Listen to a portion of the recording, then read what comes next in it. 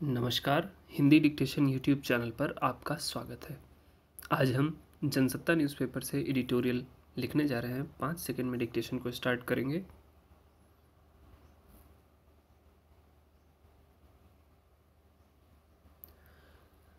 ऐसे वक्त में जब सरकार खाद्यान्न की किल्लत से बचने और महंगाई से पार पाने के लिए कई अनाजों के निर्यात पर रोक लगा चुकी है, रखरखाव के अभाव में सैकड़ों टन अनाज के बर्बाद हो जाने की जानकारी स्वाभाविक ही विचलित करती है।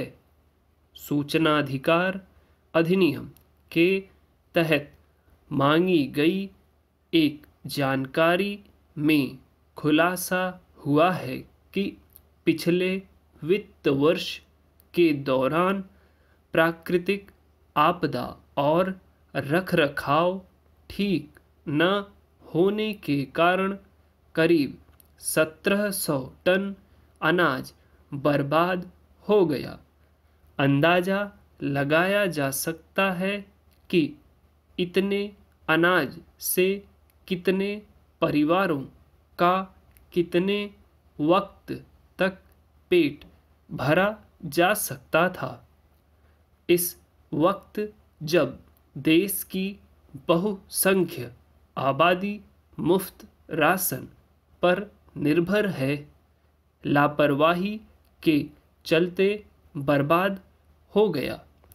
यह अनाज उनके कितना काम आता, मगर भारतीय खाद्य निगम की लंबी नींद की वजह से खाद्यान्न की सुरक्षा लगातार एक चुनौती बनी हुई है। हालांकि अनाज की यह बर्बादी कोई नई घटना नहीं है और न भारतीय खाद्य निगम ने जो आंकड़े दिए हैं वह बहुत चौंकाने वाला है। बरसों से यह सिलसिला चला आ रहा है। हर साल अनाज के रखरखाव की व्यवस्था दुरुस्त करने के वादे दोहराए जाते हैं, मगर फिर नतीजा वही ढाक के 3 पात निकलता है। अनेक अध्ययनों से जाहिर हो चुका है कि भारतीय खाद्य निगम के गोदामों की हालत खस्ता है। अनेक की छतों की मरम्मत तक समय पर नहीं हो पाती, जिसके चलते बरसात का पानी उनमें घुस जाता है। निगम ने सालों से नए गोदाम नहीं बनाए और निजी गोदामों को अनाज रखने का ठेका देता आ रहा है। यह भी हर साल का नज़ारा है कि फसल कटने के बाद भारतीय खाद्य निगम किसानों से अनाज तो खरीद लेता है, पर बोरियां उचित ढंग से रखने के बजाय उन्हें ढेरी बना कर जहां तहां प्लास्टिक की चादरों से ढक कर छोड़ दिया जाता है। इस काम में भी इस कदर लापरवाही बरती जाती है कि बहुत सारा अनाज बेमौसम बरसात की वजह से भीग जाता है। देश में गोदामों की कमी को देखते हुए कई निजी कंपनियों ने इस कारोबार में अपने पांव पसारे हैं, जिन्हें सरकार से बड़े पैमाने पर ठेके मिलते हैं, मगर वे भी अनाज का समुचित भंडारण नहीं कर पाती।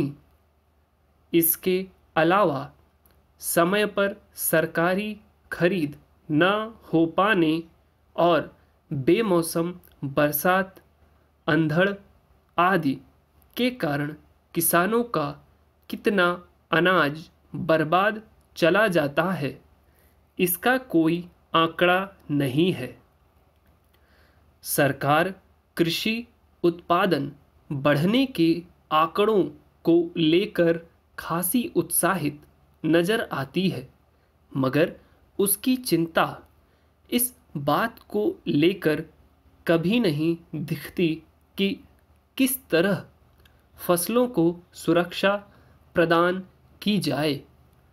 लंबे समय से सुझाव दिए जा रहे हैं कि जगह जगह शीतगृह और गोदामों का निर्माण होना चाहिए ताकि किसान खुद भी जल्दी खराब हो सकने वाली फसलों को उनमें रख सकें और इस तरह खाद्यान्न, फलों और सब्जियों की बर्बादी को रोका जा सके।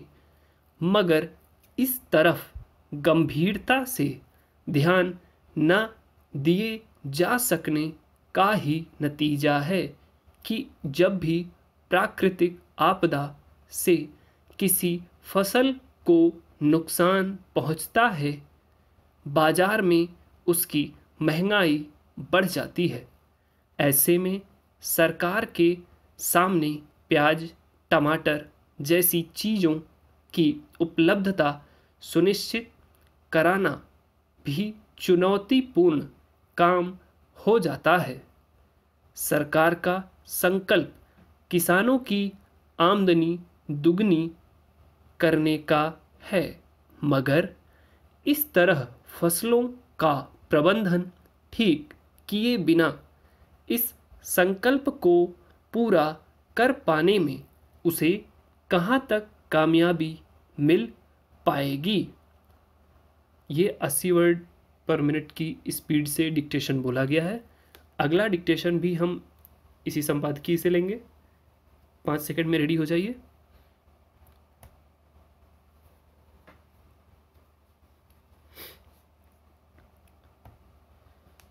भारत में मंकी पॉक्स से हुई पहली मौत के बाद चिंता बढ़ना लाजिमी है।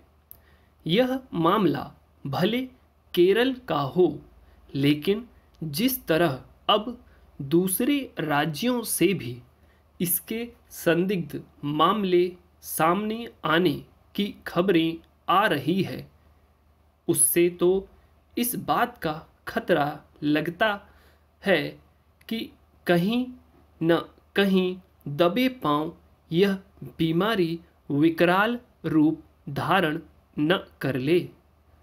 सबसे पहले केरल में 3 मरीज मिलने के बाद दिल्ली में भी एक मामला मिला था। फिर कर्नाटक और आंध्र प्रदेश में भी संदिग्ध मरीज मिले। उत्तर प्रदेश में एक संदिग्ध मामला सामने आने की थी। जाहिर है मामले तो बढ़ रहे हैं, भले अभी संख्या 10 से कम हो। हालांकि केंद्र से लेकर तमाम राज्य सरकारों ने एहतियाती कदम उठाने शुरू कर दिए हैं, पर केरल का मामला बता रहा है कि कहीं तो ऐसी लापरवाही हुई है जिससे मंकी पॉक्स से पीड़ित मरीज की मौत हो गई। जैसा कि बताया जा रहा है कि मंकी पॉक्स से पीड़ित व्यक्ति संयुक्त अरब अमीरात से केरल लौटा था। विमान में सवार होने से पहले उसकी जांच भी हुई थी, और वहीं इसका पता भी चल गया था। लेकिन केरल पहुंचने के 6 दिन बाद उसे अस्पताल में भर्ती करवाया गया, यानी इतने दिन उसे घर में ही रखा गया। अगर समय पर उसे अस्पताल पहुंचाया जाता और उचित इलाज मिल जाता तो उसकी जान बच सकती थी।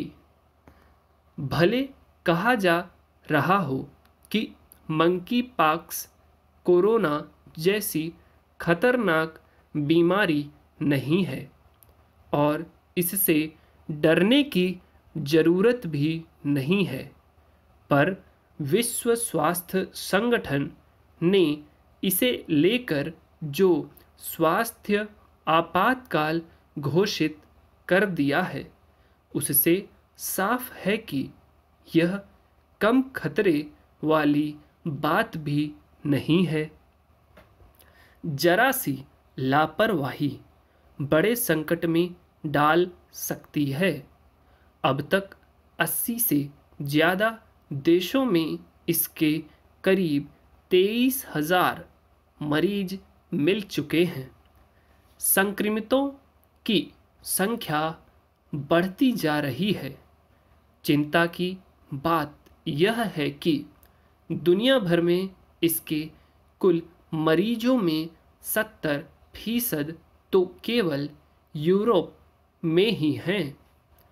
इससे यह आशंका क्यों नहीं बढ़ेगी कि कहीं यूरोप इस बीमारी का भी बड़ा केंद्र न बन जाए।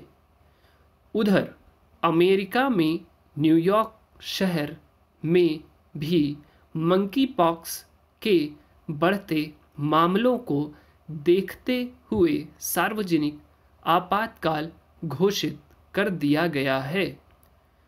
माना जा रहा है कि न्यूयॉर्क में 1.5 लाख लोग इसकी चपेट में आ सकते हैं। डर की बात इसलिए भी है कि दुनिया अभी पूरी तरह से कोरोना से उबर भी नहीं पाई है। ऐसे में दूसरे संक्रामक और गैर संक्रामक रोगों के फैलने का बढ़ता खतरा नई जटिलताएं पैदा कर सकता है। याद किया जाना चाहिए कि कोरोना महामारी ने विकराल रूप इसी तरह धारण किया था जब चीन से संक्रमित मरीजों के केरल पहुंचने की बात सामने आने लगी थी। उसके बाद भी हवाई अड्डों पर गहन जांच और निगरानी का इंतज़ाम नहीं था। दूसरे देशों में लोग अनवरत आते रहे और संक्रमण साथ लाते रहे।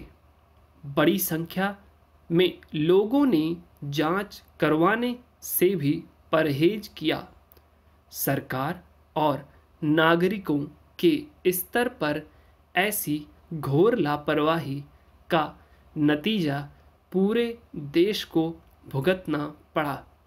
यह जांच का विषय है कि जब मंकी पॉक्स से पीड़ित व्यक्ति केरल पहुंच गया था तो क्यों नहीं हवाई अड्डे से ही उसे सीधे अस्पताल भेजा गया। इससे तो लग रहा है कि जांच और निगरानी के नाम पर केरल सरकार आंखें मूंद बैठी है। लोगों और सरकारों की ऐसी लापरवाही देश को फिर से बड़े संकट में धकेल सकती है। सेकंड डिक्टेशन कुल 7 मिनट में बोला गया है। डिक्टेशन में यदि कोई वर्ड आपको डिफ़िकल्ट लग रहा है, आउटलाइन नहीं बन रही है, तो आप प्लीज़ टेलीग्राम चैनल पर कमेंट करते वर्ड्स, वहाँ पर उसको डिस्कस कर लेंगे। अदरवाइज़ फिर फ्यूचर में जैसे पार्ट 4 तक हमने शब्दों की आउटलाइंस बनाने की वीडियो अपलोड की है, उसी तरह पार्ट 5 में वर्ड कंसीडर कर लिए जाएंगे। ठीक, ऑडियो आपको अच्छा लगा है तो आप प्लीज़ सब्सक्राइब करें चैनल को, लाइक करें वीडियो को, दूसरों के साथ शेयर करें। अभी हमारी कम्युनिटी बहुत छोटी है तो प्लीज़ हेल्प करें ताकि हम और ग्रो कर सकें। और आपकी यदि कोई ख़ास या कोई विशेष डिक्टेशन की डिमांड हो तो प्लीज़ आप कमेंट करके लिख सकते हैं या टेलीग्राम पर बता सकते हैं। Thank you very much.